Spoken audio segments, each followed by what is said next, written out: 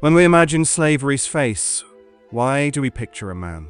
When envisioning a slave master, the image that likely comes to mind is a white man wielding a whip and barking orders. But this stereotypical portrait conceals a lesser-known truth. White women were also active participants in owning and controlling slaves. While their husbands ran the plantations, elite white women in the Antebellum South still exercised mastery over slaves that served in the household. Female slave owners were far more common than typically acknowledged.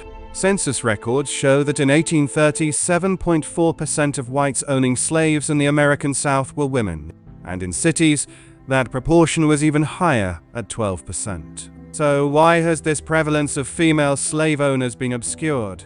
Partly because white women left fewer first-hand records than literate white men, but gender norms also play a role. Society preferred picturing women in exclusively domestic roles, not as economic actors.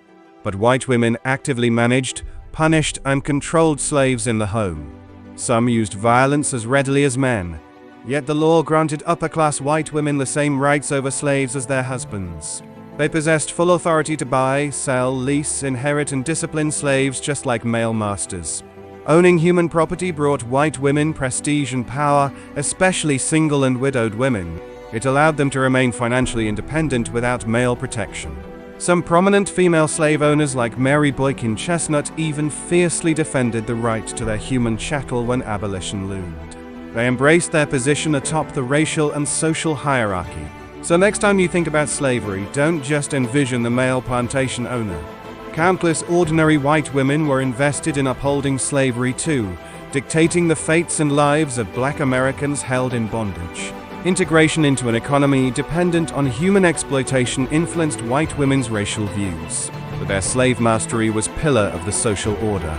Slavery's legacy cannot be confronted honestly without acknowledging white women's complicity.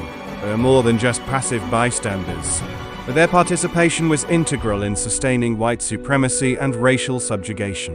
We must be willing to face hard historical truths if they challenge our preconceived notions. Broadening the picture of oppressors expands accountability and reveals how prejudice corrupted society on every level. Only then can we fully grapple with this painful past. Let me know your thoughts in the comments section.